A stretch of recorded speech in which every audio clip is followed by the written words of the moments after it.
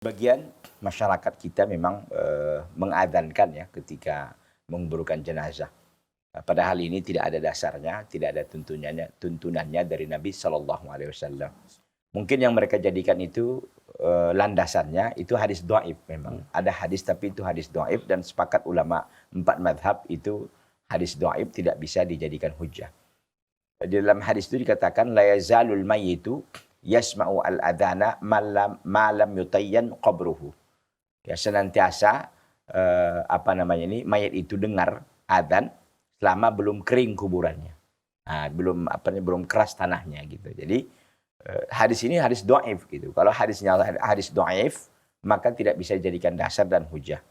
Nah, demikian. Oleh karena itu memang tidak ada dasar dan tuntunannya yang bisa dijadikan pegangan dalam masalah ini. Oleh karena itu kita katakan bahwa adzan ya ketika menguburkan jenazah adalah sesuatu yang tidak dianjurkan, sesuatu yang tidak sunnah, bahkan ini adalah suatu perkara baru yang diada-adakan dalam agama ini. Jadi tidak boleh dilakukan.